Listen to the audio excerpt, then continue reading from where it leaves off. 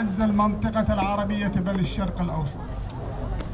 وأنا أقول أيها الأعزاء الكرام أن الذي حصل في مصر لو أنه حصل في هذه البلاد لكان مجرد الذي حصل في مصر مجرد هزات ارتدادية بسيطة للزلزال الكبير الذي حصل في مصر، وعساه حاصلا إن شاء الله.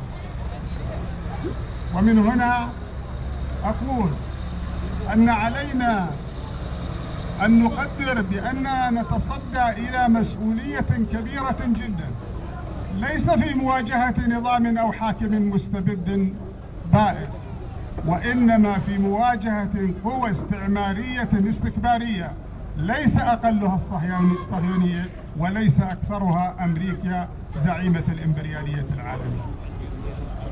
وعلى أساس من هذا فإني أقول أن الإرادة المصممة والمتطلعة إلى الأمام والتي تنشد الحق ولا تبتغي المصالح الآنية كحال السلطة الحاكمة، وإنما تتجاوز هذه المصالح وتنطلق من رؤية نضالية جهادية أبعد ما تكون عن المصالح والحاجات الغريزية البهيمية لمن يحب العيش.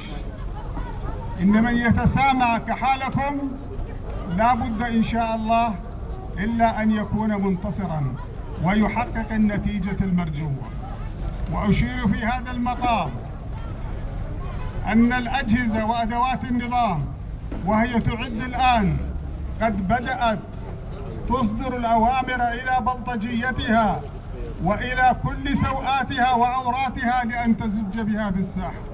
وأقول أن عليكم جميعا وأنا واحد منكم أن نتصدى لمثل هذه العناصر وأن نلقنها درسا بحيث لن تعد لتفكر في هذا الاتجاه، وأن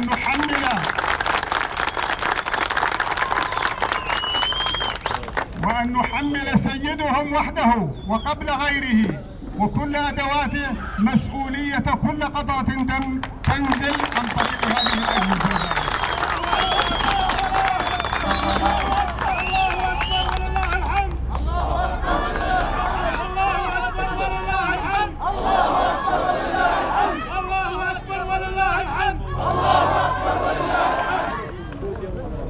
نحن في هذه الديار مواطنون ولسنا رعايا، نحن أهل هذه الديار، ونحن من قاتل فيها ونحن من قتل فيها وقاتل ودافع أجدادنا وآباؤنا وأجداد أجدادنا وسلسلة طويلة لمئات السنين. وليس أولئك الذين لم يرتبطوا في هذه البلد بأي شيء وإن كانت ألسنتهم وربما جلودهم عربية. نحن أصحاب الحق، ونحن بعون الله أصحاب الإرادة، ونحن والله مقبلون على التضحية ونتمنى الشهادة مع كل صلاة وفي كل لحظة. والسلام عليكم.